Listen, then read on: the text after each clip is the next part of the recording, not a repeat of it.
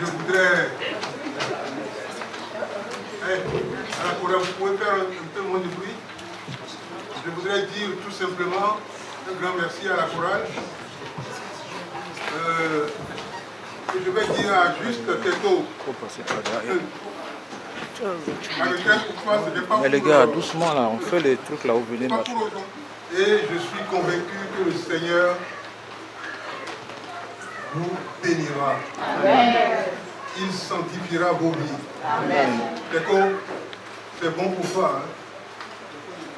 Hein? Tu as déjà 19 sur 20. Oh, pour aller au royaume des cieux, il te manque un petit point. Mais le petit point, tu l'auras ce soir. Amen. Et Dieu te gardera. Amen. Voilà. J'ai dit une beauté. Oui. C'est ça, une beauté. Oui. Parce que dimanche dernier, mon petit frère José m'a offert ça. C'est pour je suis le seul. J'ai tenu à le mettre devant vous. C'est un badge que je porterai chaque fois qu'il y aura un peu de moisson quelque part. Le moment, ne venez pas me le demander, hein, je ne vous le donnerai pas. Et j'ai fait venir le chargé à côté de moi pour lui dire un grand merci aussi. Je ne comprends pas ce monsieur, il fait ce qu'il veut, hein. Moi je ne suis pas là pour lui demander des comptes sur beaucoup de choses, sur certaines choses. Je viens faire le culte il y a quelques mois ici, et puis quand je m'en allais, il m'a tendu un petit sac comme ça. Je lui ai dit, mais qu'est-ce qu'il lui prend? Il y a maintenant 2 mois ou 3 mois. Qu'est-ce qu'il lui prend? Vous savez ce qu'il y avait dans le sac? Il y avait une trentaine, une quarantaine de bagues. Le badge que nous vendons ici, c'est au nom de l'église du Christ Céleste Paroisse Mère de France. Je vous demande de l'applaudir. Je ne sais pas ce qu'il lui a pris. Je ne sais pas ce qu'il lui a pris, mais bon. Je suis content que Dieu te bénisse. Amen. Voilà.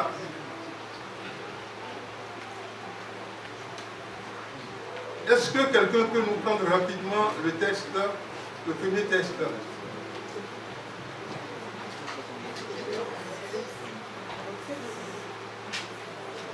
Quelqu'un peut le prendre ou pas? Si. Ézéchiel 47.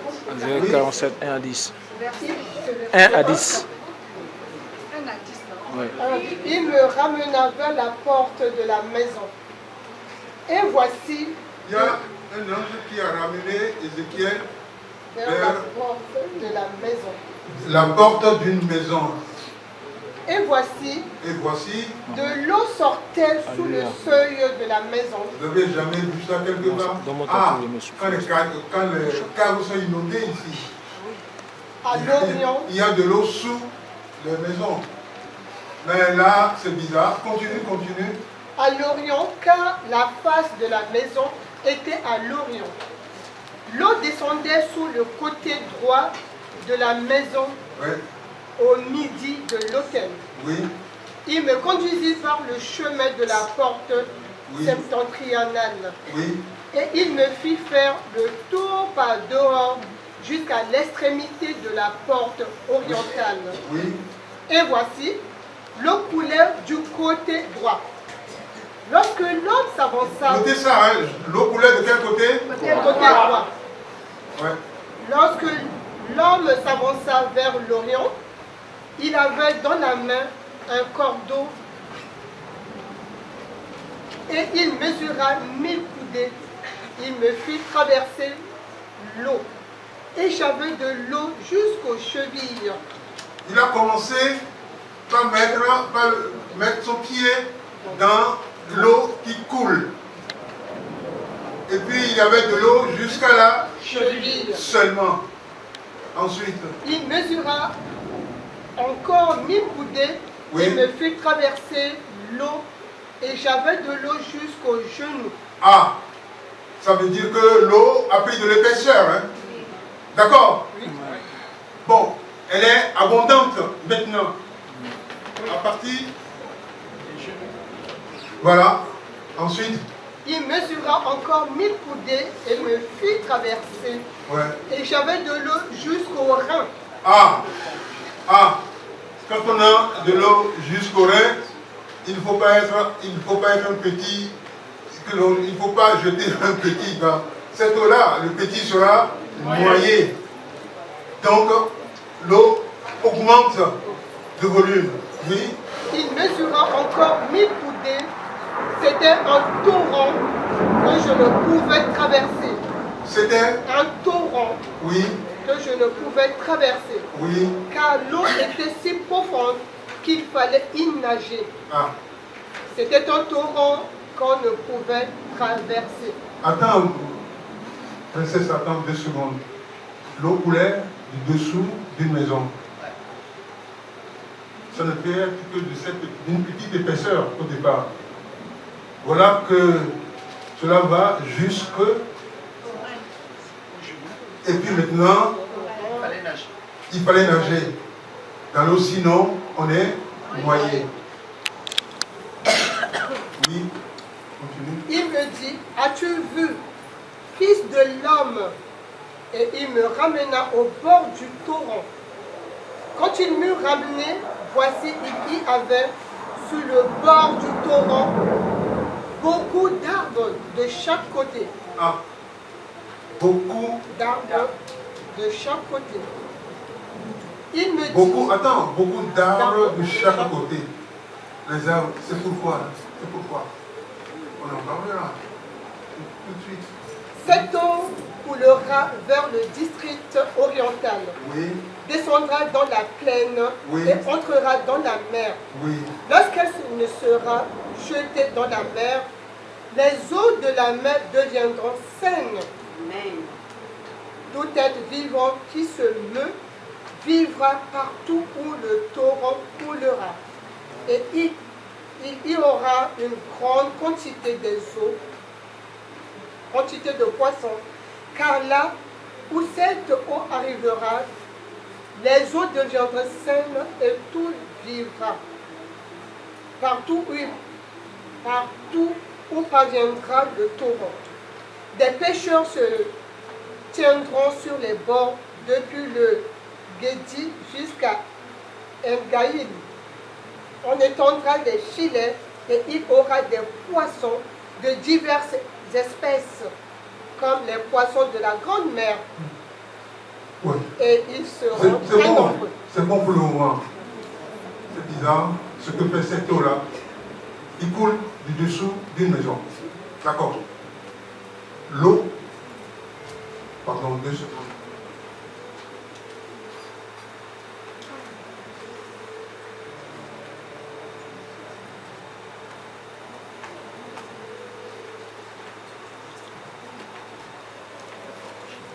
Je dis que l'eau a commencé par couler du dessous d'une maison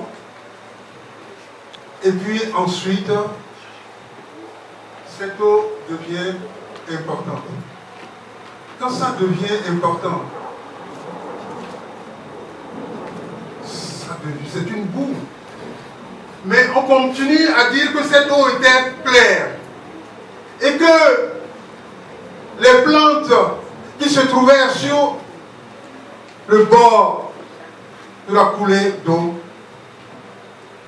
donnaient des fruits, produisaient des fruits. Et partout où cette eau passait, il y a beaucoup de miracles qui se passent. Il y a beaucoup de miracles qui se produisent. Le problème, c'est de définir ce qu'est cette eau-là. Moi, j'ai réfléchi un peu.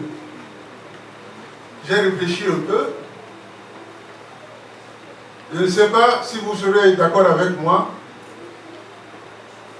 Il faut retourner à cette maison.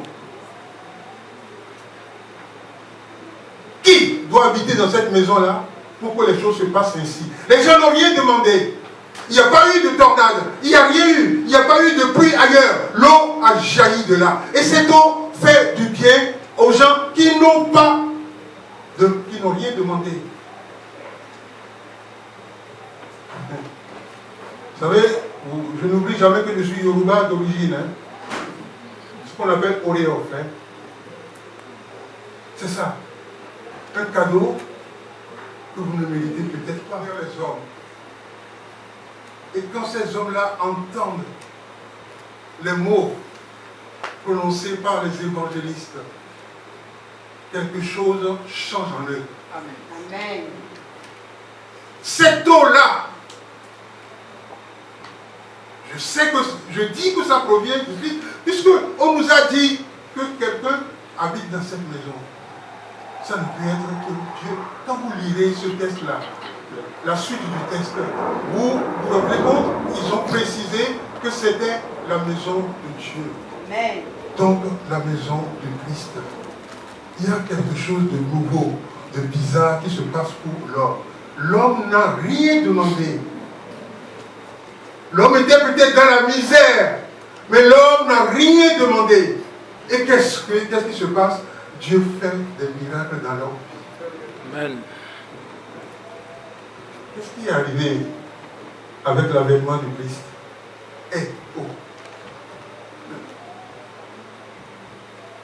Qu'est-ce qui est arrivé? Ce qui est arrivé avant, c'est que un verbe est apparu. Et quand ce verbe-là est apparu,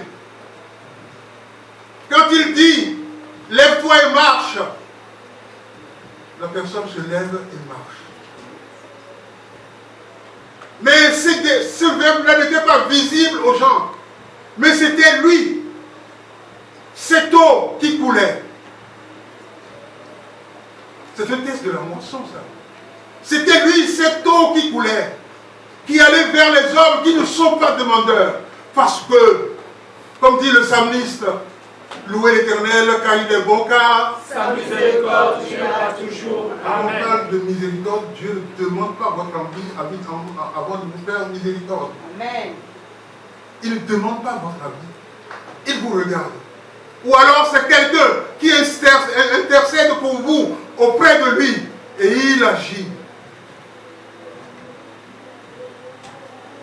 Il n'y a pas de contrepartie, de contrepartie. C'est-à-dire qu'on ne vous donne pas ce qu'on vous donne là contre de l'argent, contre ceci, contre cela. Dieu a décidé là de changer la face du monde, de changer les choses, de ne plus considérer les hommes comme ils sont, c'est-à-dire des pécheurs qui sont à rejeter. Quand on parle de pécheurs, on va prendre des exemples que moi je donne tous les jours, tout le temps que je prêche. Je prends l'exemple, celui que j'appelle à la paroisse mère, mon ami. C'est qui mon ami? C'est qui mon ami? Le voleur sur la croix. Lui a passé toute sa vie à faire le mal. Qu'est-ce qu'il prend au Christ? De l'absurde de tout. Et le pire, c'est que ça s'est passé un lundi à 8h30 du matin, pardon. J'invente l'heure, hein. À 8h30 du matin. Il a dit, avant minuit, tu seras avec moi. Et si les gens voyaient le Christ en train de monter avec le voleur, qui vont prendre le Christ pour un fou? Il ne peut jamais être le Messie. On va le prendre pour un fou. C'est ce qui arrive dans ce texte-là.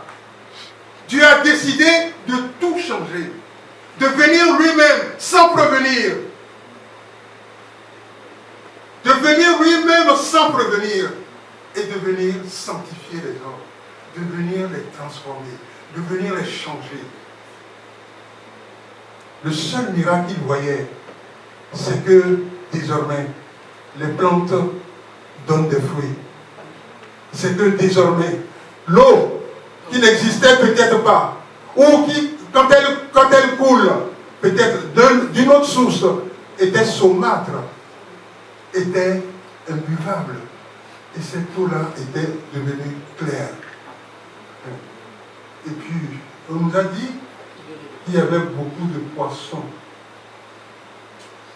Ça ne vous rappelle rien, de poissons dans l'eau? Ça ne vous rappelle rien? Quand Pierre faisait sa pêche, il était là, dans une rivière, où il a jeté le filet combien de fois? Plusieurs fois. Ah, merci. Plusieurs supérieurs à 10.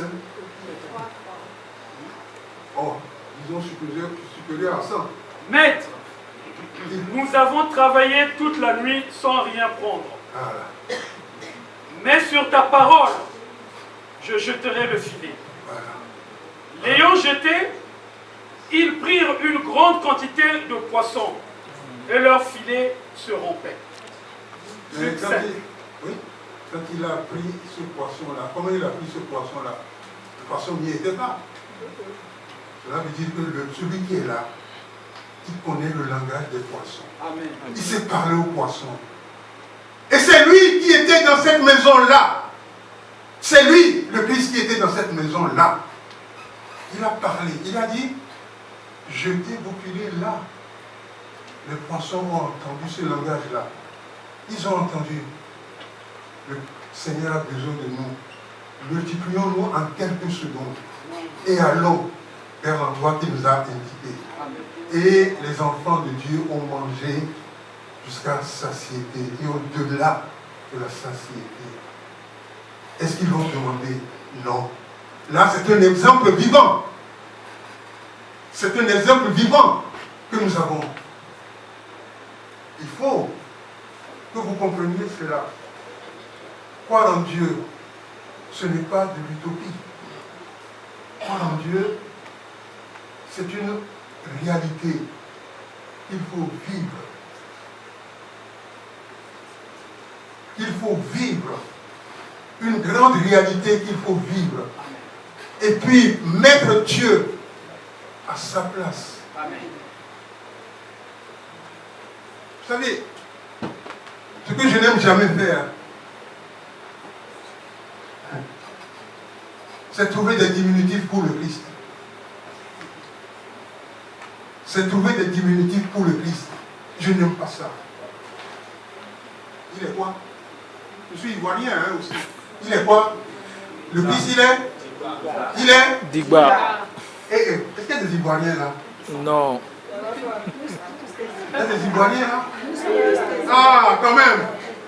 Le Christ, il est? Il paraît que ça veut dire Mausto Costo. C'est ça. Mausto Costo. On va lire quelque chose, un petit test. Daniel, chapitre, je crois que c'est le chapitre 7, non? Verset 12 et 13 ou 13, 14. Quelqu'un peut le lire? 13, 14.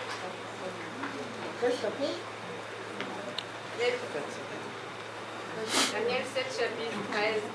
Je regardais pendant mes visions nocturnes. Ouais, c'est bien ça. Et voici. Ah, écoutez bien, hein? Sur la nuée des cieux, Ouais. arriva quelqu'un de semblable à un fils de l'homme. Ah, Il s'avança vers l'ancien des jours et on le fit approcher de lui. On lui donna la domination, la gloire et le règne. Et tous les peuples, les nations et les hommes de toute langue le servirent. Amen. Sa domination est une domination éternelle qui ne passera point. Et son règne ne sera jamais détruit. Amen. il n'a pas une suite à ça? Moi, Daniel, Non. Il est allé rencontrer quelqu'un, non? Donc, prends le verset avant, non?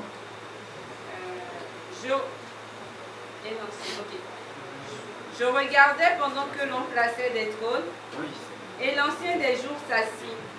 Ah, Son vêtement était blanc comme la neige et les cheveux de sa tête étaient comme de la laine pure. oui. Son trône était comme des flammes de feu, Oui.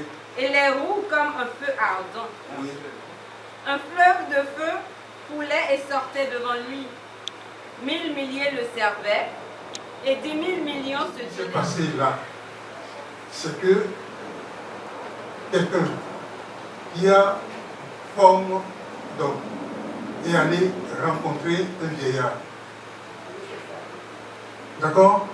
La conclusion que je voulais tirer, c'est qu'en sortant de là, puisque tous les pouvoirs de l'ancien ont été donnés au Fils de l'homme. Vous me suivez? Et le Fils de l'homme dont on parle, c'est le Christ. Ça veut dire que lorsque le Christ est sorti de là, on pourrait dire à la fin que le Christ a été rencontré le Christ. Puisque la personne qui était restée, le vieillard, lui est égal. Il a tous les pouvoirs du vieillard. Il a tous les traits du vieillard. Ça veut dire, je veux tout simplement vous dire que le Christ, il est simplement Dieu. Amen. C'est pour ça que je ne mets jamais un diminutif à côté du Christ. Il est vraiment seulement Dieu. Et c'est une promesse qu'il réalisera. Amen. Il réalisera. Amen. Et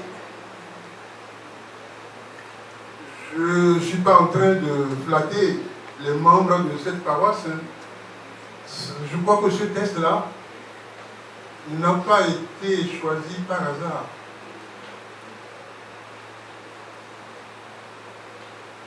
Est-ce que les arbres qui sont sur le bord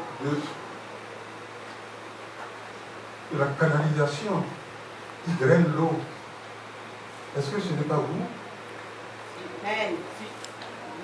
Est-ce que ce n'est pas vous? Amen. Oh, c'est d'abord moi. C'est moi qui vous le répète maintenant, qui vous en parle. Pardon. C'est nous qui sommes ici aujourd'hui. C'est nous qui sommes ici, qui bénéficierons de ça. C'est nous qui allons bénéficier de ça. Moi, j'en suis certain. J'en suis certain. C'est quelque chose que Dieu a décidé tout seul, sans prévenir qui que ce soit. Et le bonheur a rejailli sur tout le monde. On n'a pas dit que les méchants n'auront rien. On n'a pas dit ça. Hein? On n'a pas dit que les adultères n'auront rien. On n'a pas dit que les voleurs n'auront rien. On s'est retrouvés comme un face-à-face entre le voleur et le Christ. D'une seule phrase. Il a absous le voleur. Amen. Il vous absoudra aussi. Amen. Il a absous le voleur. Et vous aussi, vous aurez votre absolution. Amen. C'est le mot qu'il faut dire. Vous aurez votre absolution. Mais il y a une chose que je voudrais ajouter. Il dit, il faut croire en Christ. Il n'est pas un Christ demi. Il n'est pas un Christ un quart. Il n'est pas un Christ demi. Il n'est pas un Christ un quart. Un jour, j'ai fait quelque chose. Pardon de parler de moi. Hein. J'ai dit au Seigneur, je me suis mis à genoux. J'ai dit au Seigneur, je vous le jure devant le Christ, hein, j'ai dit au Seigneur, Seigneur, parle-moi. Je veux t'entendre me parler. Lorsque vous dites ça, vous attendez à ce qu'un visionnaire s'approche de vous et vous parle. Vous attendez ça? Non. Ce qui m'est arrivé, c'est ceci. Je vous demande de me voir. celui qui m'a parlé est un ancien de cette église-là, qui a quitté cette église.